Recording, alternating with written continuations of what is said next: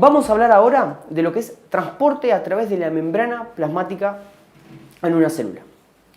Primer concepto que vamos a tener que hablar y que vamos a ver en la pantalla a continuación con la siguiente diapositiva es el transporte a través de la membrana plasmática. Tenemos que tener un concepto central que es el gradiente de concentración.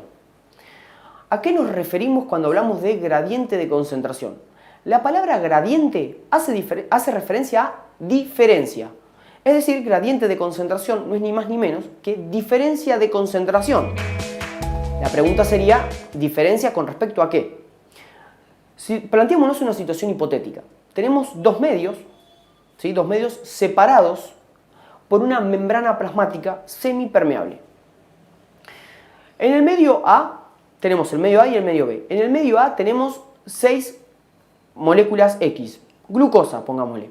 En el medio B tenemos 50 moléculas de glucosa. Es sumamente sencillo de entender que en el medio B hay un gradiente de concentración mucho mayor con respecto al medio A, simplemente porque el medio B está más concentrado que el medio A. Ese concepto de gradiente de concentración es central para entender lo que vamos a hablar a continuación. Y para redondear el concepto, ¿a qué hace referencia el concepto de gradiente de concentración? Esto es un concepto central que lo repetimos año a año y que hacemos hincapié muchísimo porque es importante para entender la fisiología desde hoy hasta que terminemos la materia. Cuando una sustancia, recordemos por favor la situación hipotética que teníamos, el medio A y el medio A con 6 moléculas de glucosa, medio B con 50 moléculas de glucosa, y entendamos que en el gradiente de concentración en el medio B es mayor que en el medio A. Bien, lo que tenemos que tener en cuenta ahora es lo siguiente. Cuando una sustancia se mueve desde un medio donde está más concentrado a un medio donde está menos concentrado, es decir, en nuestro ejemplo del medio B al medio A, ese pasaje de esa sustancia, ese movimiento, no requiere de energía extra. Es decir, una sustancia, si la membrana plasmática que está en el medio permite su pasaje, si se encuentra en un medio que está más concentrado a un medio que está menos concentrado y se mueve de esa forma, el transporte no requiere de energía y decimos que es un transporte que se realiza a favor del gradiente de concentración. Recuerden, desde donde hay más a donde hay menos, no necesito energía para movilizar esas sustancias. A la inversa, si nosotros estamos, por ejemplo, en nuestro medio A con esas 6 moléculas de glucosa y queremos transportar una molécula de glucosa hacia el medio B, que tiene 50 moléculas de glucosa, ese transporte va a requerir de energía extra. Y este concepto se conoce como transporte en contra del gradiente de concentración.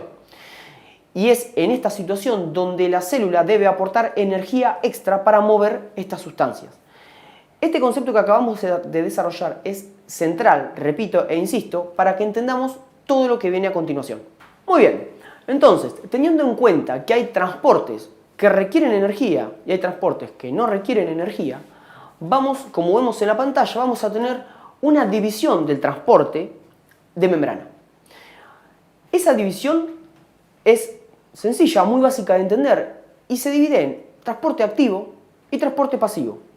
El transporte activo es aquel transporte que requiere de energía, mientras que el transporte pasivo es un transporte que no requiere de aporte externo de energía. Dicho esto, el transporte activo se divide en dos clases fundamentales que tenemos que conocer. Antes de nombrar estas dos divisiones, vamos a establecer un concepto general para el transporte activo. El transporte activo tiene 3 características esenciales que tenemos que conocer.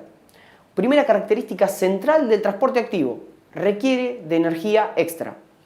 Segundo concepto importante, es siempre en contra del gradiente de concentración. Siempre en contra del gradiente de concentración. Es decir, la sustancia se va a mover desde un medio donde está menos concentrada a un medio donde está más concentrada. Y tercer concepto importante, el transporte activo utiliza transportadores. Son estructuras proteicas ancladas en la membrana que van a permitir el pasaje de la X sustancia que se esté moviendo desde un lado de la membrana hacia el otro. Introducidos estos 3 conceptos, vamos a hablar de la división del transporte activo, que se divide en 2 grandes categorías. Un transporte activo primario el cual utiliza la energía que aporta el ATP, recuerden esa moneda energética generada en la mitocondria. El ATP, a través de la hidrólisis química, libera energía que es utilizada por proteínas transportadoras, ¿sí?, para mover una sustancia, repito, desde un medio donde está menos concentrado a un medio donde está más concentrado, es decir, en contra del gradiente de concentración, y es por eso que necesitamos de esa energía que aporta el ATP. Ahora bien, el transporte activo secundario es un transporte central, muy importante en la fisiología. ¿Por qué? ¿Qué diferencia clave tiene con el transporte activo primario? Y lo tenemos que conocer esta diferencia. El transporte activo secundario no utiliza energía del ATP, utiliza otro tipo de energía que se obtiene cuando una molécula pasa a través de un transportador que va a funcionar por transporte activo secundario. Tenemos que tener este concepto. El transporte activo secundario funciona de la siguiente forma.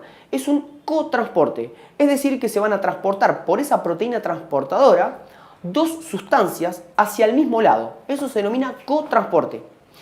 El transporte activo secundario utiliza una sustancia que se va a mover a favor de su gradiente de concentración, utilizando ese transportador como si fuera un poro, una perforación en la membrana que permite su pasaje.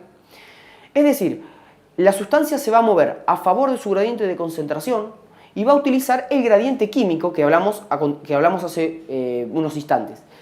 Cuando la sustancia atraviesa el transportador a favor de su gradiente de concentración, no requiere energía. Pero ese pasaje genera una energía que es aprovechada por una segunda sustancia que se va a transportar gracias a la energía que genera esta sustancia que atravesó primero, que disipa su gradiente de concentración. Eso libera energía.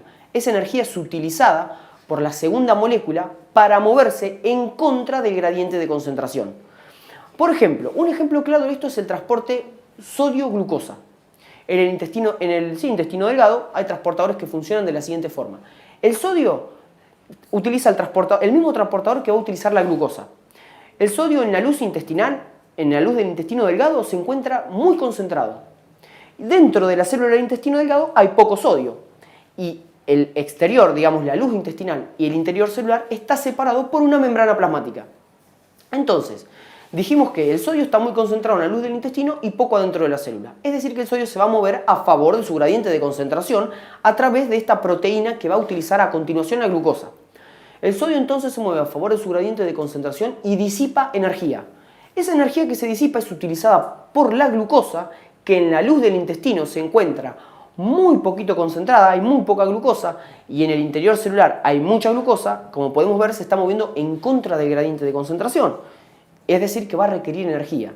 Esa energía la aporta el gradiente químico del sodio que se disipó. Este concepto que me explayé es muy importante para entender el transporte activo secundario, que funciona en un montón de órganos y que es clave en la absorción de muchos nutrientes. Bien, dejando un poquito de lado el transporte activo, pasamos al transporte pasivo, que es un transporte mucho más sencillo de entender. Es un transporte que no requiere energía y que se divide en dos grandes grupos: difusión simple y difusión facilitada. La difusión simple es el mero pasaje de una sustancia que atraviesa la membrana plasmática. ¿Sí? Eso es difusión simple. Ahora bien, entonces, ¿para qué existen proteínas si las sustancias pueden atravesar libremente la membrana plasmática?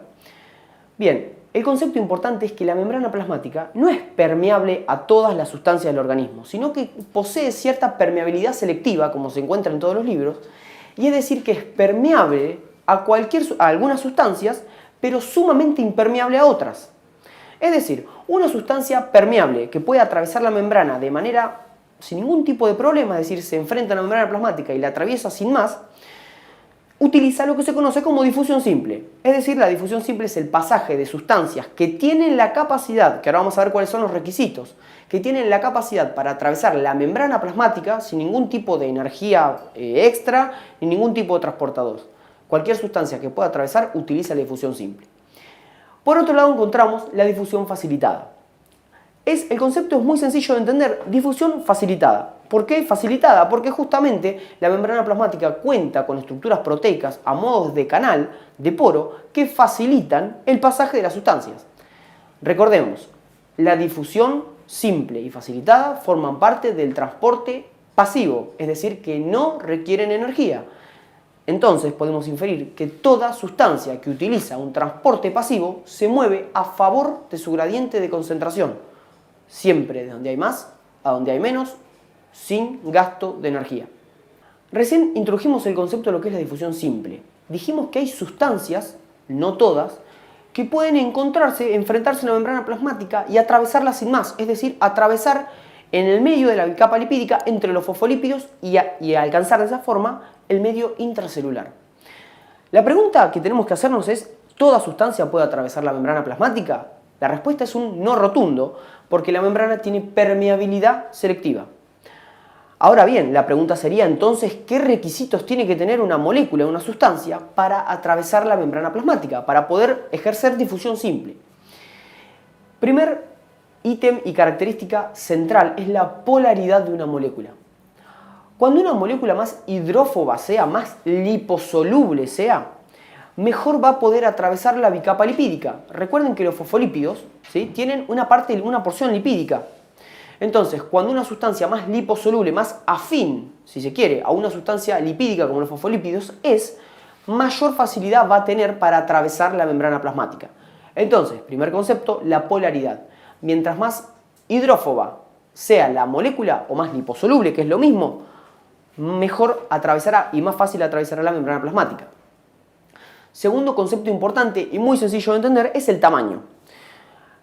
Mientras más grande sea la sustancia que tiene que atravesar, obviamente más costoso va a ser atravesar la bicapa lipídica que está formada por fosfolípidos que se encuentran muy empaquetados entre sí, formando casi una especie de pared en la cual existen microporos. Entonces es muy sencillo entender que mientras mayor tamaño tenga la sustancia que va a atravesar, más complejo será para la misma atravesar la membrana. A menor tamaño, mejor difusión a través de la membrana plasmática. Perfecto. Tercer concepto, tercer criterio, la carga eléctrica. Y esto es central y es así de sencillo. Cualquier estructura que tenga carga eléctrica, por ejemplo un ion, no atraviesa la membrana plasmática. Y esto es un tanto paradójico, porque los iones tienen un tamaño ínfimo, muy pequeño. Pero podrán imaginarse cuál es el concepto más importante, cuál es el criterio más importante, que es la carga. El sodio tiene un tamaño muy pequeño, entonces por ahí podríamos pensar que si tiene un tamaño muy pequeño podría fácilmente colarse a través de los fosfolípidos y atravesar y alcanzar el medio intracelular. Pero lo que tenemos que tener en cuenta es que el sodio tiene carga. Entonces, cualquier estructura, por más pequeña que sea, que tenga carga eléctrica, no va a atravesar la membrana plasmática. Y este concepto alcanza a todos los iones, sodio, calcio, potasio, cloruro, magnesio, lo que se les ocurra, que tenga carga, repito, no atraviesa la membrana plasmática. Por último, concepto importantísimo. Los gases, cualquier estructura que se encuentre en forma gaseosa, oxígeno, dióxido de carbono, nitrógeno, cualquier gas atraviesa sin ningún tipo de problema la membrana plasmática.